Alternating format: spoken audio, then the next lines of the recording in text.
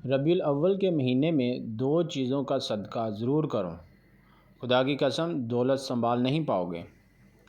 بسم اللہ الرحمن الرحیم۔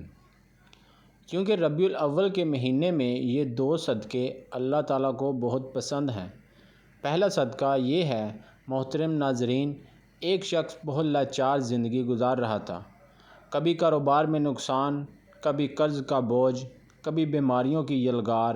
ایک دن روتا ہوا ایک بزرگ کے پاس جا پہنچا۔ حضرت، میں کیا کروں؟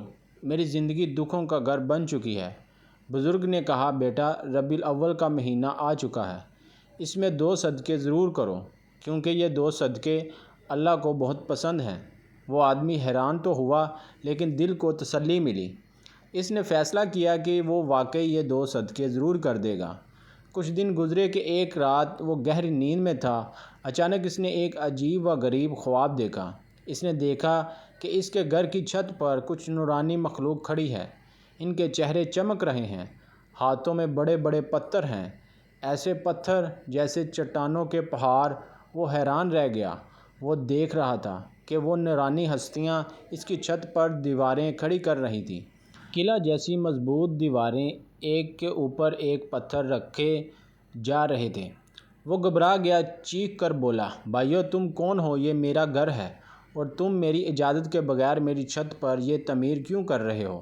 یہ قلعے کیوں بنا رہے ہو؟ یہ دیواریں کیوں کھڑی کر رہے ہو؟ وہ نورانی مخلوق میں سے ایک فرشتہ اس کے قریب آیا۔ اس نے کہا، ہم جانتے ہیں کہ یہ گھر تمہارا ہے، لیکن یہ تعمیر تمہاری مرضی سے نہیں، یہ اللہ کے حکم سے ہو رہی ہے۔ تم نے جو صدقہ دینا شروع کیا ہے، یہ اس کے بدلے میں اللہ نے تمہیں عطا کیا ہے۔ ناظرین، جب بھی ہم صدقے کا لفظ سنتے ہیں تو ہمارے ذہن میں سب سے پہلی چیز کیا آتی ہے؟ مال و دولت، کپڑے، کھانا۔ ہم سمجھتے ہیں کہ صدقہ صرف پیسے دینے کا نام ہے، لیکن کیا آپ جانتے ہیں یہ سوچ ادھوری ہے؟ کیا آپ نے کبھی غور کیا کہ کچھ ایسے صدقے بھی ہیں جو مال کے بغیر بھی کیے جا سکتے ہیں؟ ایسے صدقے جو ہر انسان کر سکتا ہے، چاہے اس کے پاس کچھ ہو یا نہ ہو۔ سوچئے، اگر صدقہ صرف دینے کا نام ہو تو غریب انسان کس طرح اللہ کا محبوب بن سکتا؟ اگر صدقہ صرف دولت خرچ کرنے سے ہوتا تو وہ لوگ جن کے پاس کچھ بھی نہیں، کیا اللہ کے قریب نہیں جا سکتے تھے؟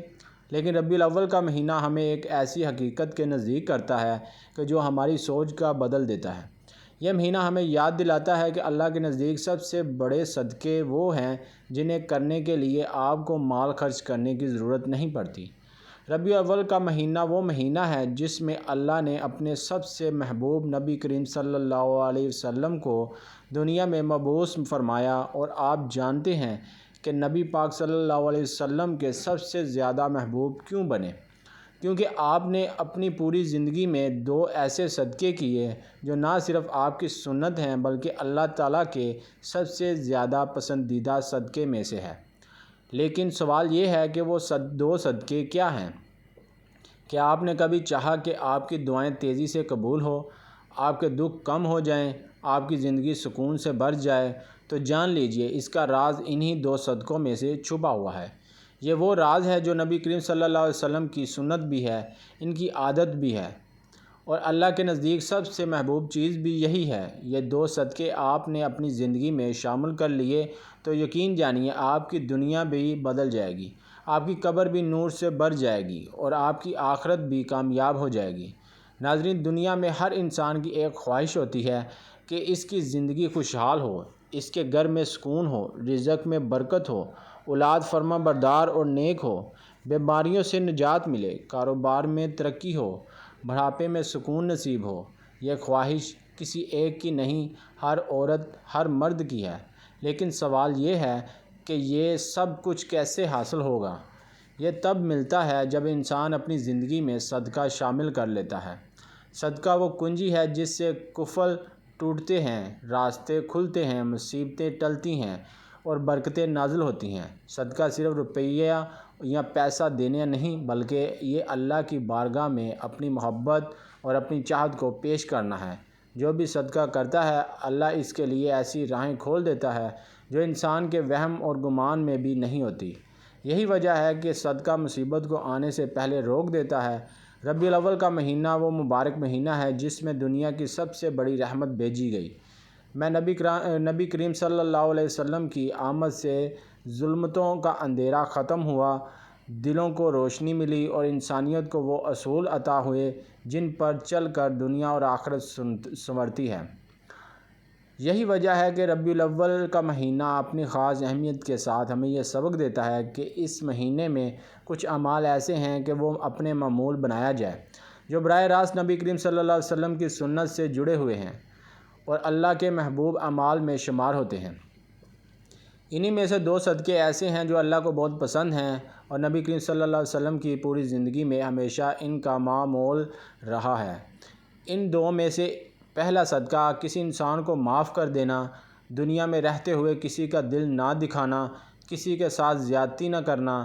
کبھی کوئی انسان آپ کے ساتھ مالی زیادتی کرتا ہے، کبھی عزت پر حملہ کرتا ہے، کبھی زبان کے وار سے دل کو زخمی کرتا ہے، تو کبھی حسد اور بغض میں آپ کو گرانے کی کوشش کرتا ہے۔ ان موقع پر انسان کا نفس چاہتا ہے کہ بدلہ لے، سخت جواب دے اور انتقام کے ذریعے اپنے دل کو سکون پہنچائے۔ لیکن نبی کریم صلی اللہ علیہ وسلم نے ہمیں جو سبق دیا ہے وہ یہ ہے کہ اصل سکون اور اصل عظمت بدلہ لینا میں نہیں بلکہ معاف کر دینے میں ہے۔ نبی کریم صلی اللہ علیہ وسلم نے اپنی زندگی میں جتنے موقع پر لوگوں کو معاف کیا وہ تاریخ کے وہ روشن چراغ ہیں جو ہمیں رہنمائی کرتے ہیں۔ اس لیے اپنے دل کو کشادہ کر کے دوسروں کو معاف کر دیجیے۔ یہ صدقہ ایسا ہے جس کے لیے جیب سے کچھ خرچ کرنا نہیں پڑتا۔ یہ وہ مہینہ جو اس میں اللہ تعالیٰ نے اپنے محبوب تمام جہانوں کے لیے رحمت نبی کریم صلی اللہ علیہ وسلم کو دنیا میں مبعوث فرمایا۔ یہ مہینہ اپنی اہمیت اور فضیلت کے اعتبار سے باقی مہینوں سے منفرد ہے، کیونکہ اس مہینے کی نسبت براہ راست اس ذات اقدس سے ہے جو اللہ تعالیٰ کی سب سے بڑی نعمت ہے۔ جب ہم اس مہینے میں عبادت، خیرات اور نیک اعمال کی طرف بڑھتے ہیں تو اللہ تعالیٰ کی رحمتیں کھل کر برسنے لگتی ہیں۔ یہی وجہ ہے کہ علماء کرام فرماتے ہیں کہ اس مہینے میں نیکی کے ہر عمل کا وزن کئی گنا بڑھا دیا جاتا ہے۔